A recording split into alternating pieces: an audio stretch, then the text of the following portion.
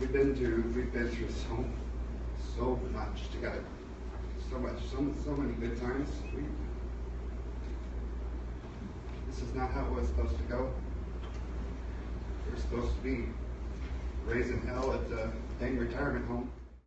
He was the best man at both my weddings. He got up and made this speech. I'm like, dude, you have to write something down. I want you to have something written down. Speech, no problem. He got up and knocked it out of the park. He brought all of us together. I met Brent Stevens because of him. I met Brent because of him. He was like the middleman for everyone. He introduced everyone of the whole inner circle.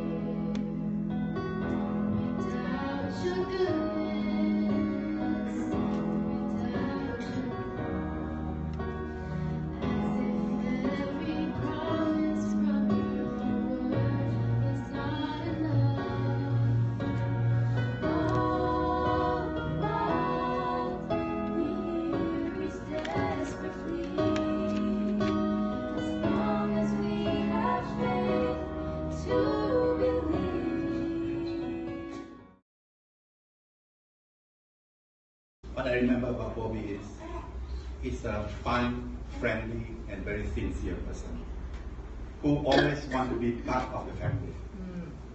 I also remember the many times when I have conversation with Bobby for hours maybe.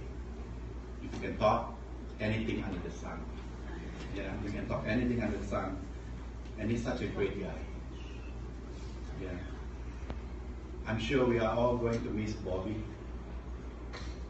Bobby is in a better place where there is no pain. Rest in peace, my brother.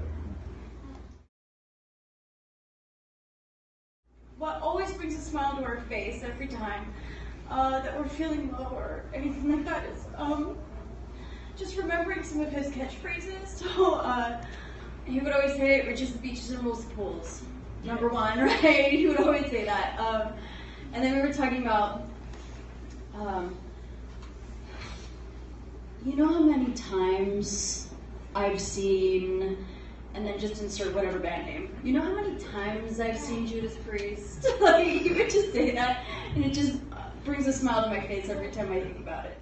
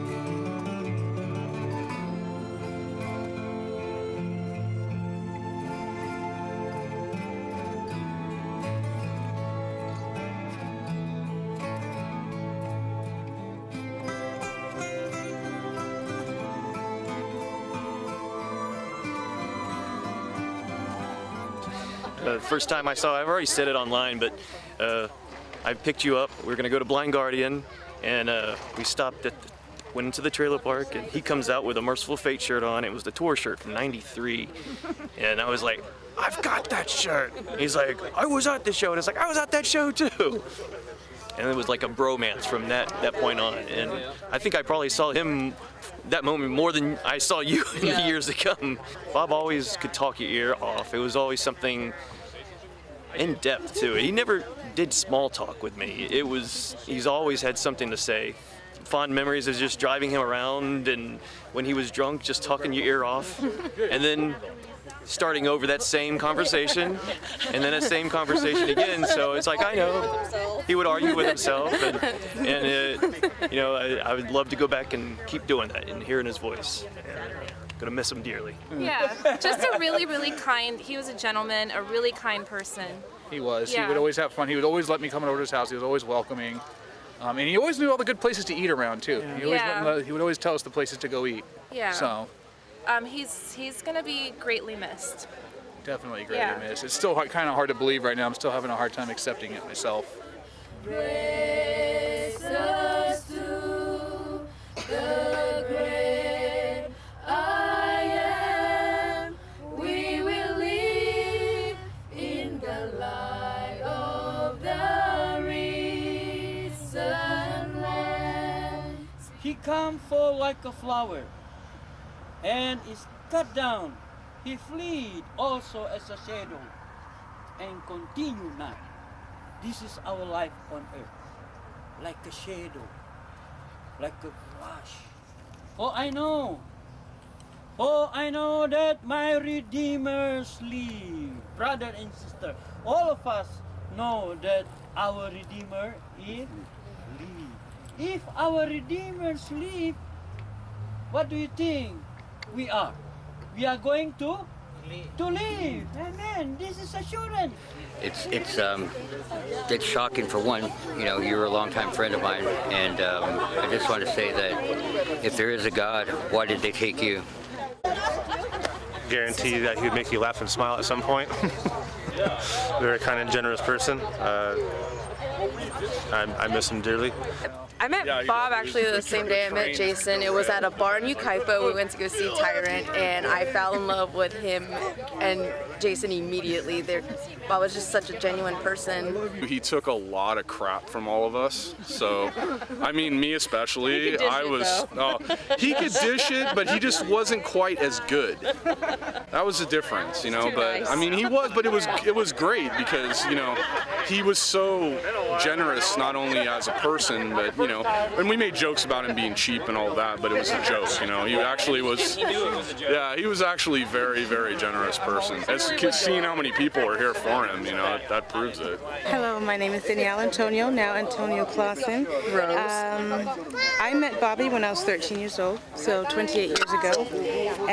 He was tutoring some friends from Chile, teaching them English, and I don't know, we just became friends since then.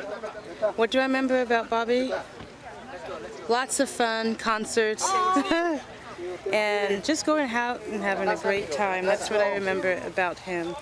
What can I say besides Bob really had a massive impact on everyone's life. I have so many memories of everything funny that he's ever done. We have so many. We have inside jokes that will carry on for the rest of my life. He brought so much like joy and laughter to everyone. I never met a more genuine, compassionate, intelligent, just true person. You talked to Bob and you really felt like he really cared about you. And we would just laugh for hours. I mean, just on and on, insanity. People would think we were crazy, the stuff we were talking about. Yeah, I really miss that. Right now, I want to call him and tell him about the funeral. Yeah. You know what I mean? Like, yeah. My Uncle Bobby's the one who introduced me to Sublime. He's really going to be missed. I have a lot of great memories of him. He was more like a brother than an uncle to me. And it's bittersweet because I miss my uncle, but I don't have to see my uncle suffer anymore. My uncle doesn't have to be in the pain he was in. We're gonna miss you, Bobby. Okay, so the main thing I just wanted to say about Bob, that the thing that stood out to me the most that made him unique as a person is that you didn't have to have any kind of stature or anything. He just accepted everybody as they were, and he just had such a warm, inviting personality, and I love him, and I'm going to miss him so dearly, and I really don't think there's going to be anybody else like him. That's my main thoughts on Bob. I miss you, Bob. I wish you were still here. I love you. Basically, Bob and I went to, like everybody else, went to a whole bunch of concerts together. And that was kind of like the focal point for our friendship in a lot of ways. And among those were 9 Ozfests.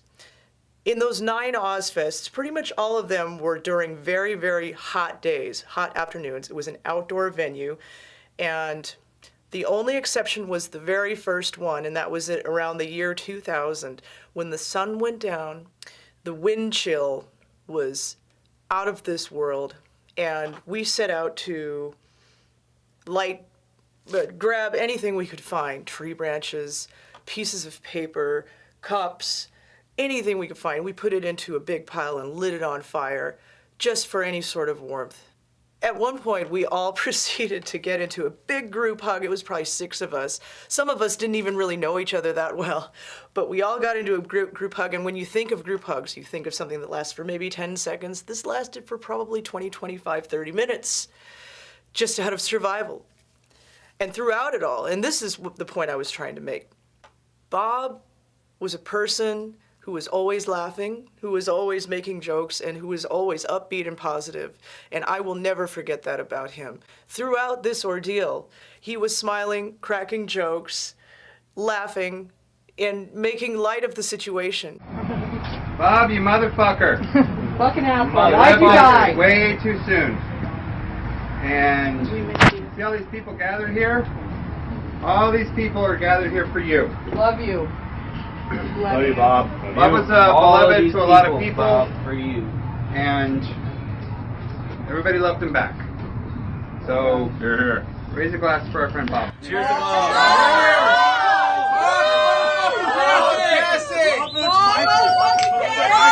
Bob motherfucking Kassing!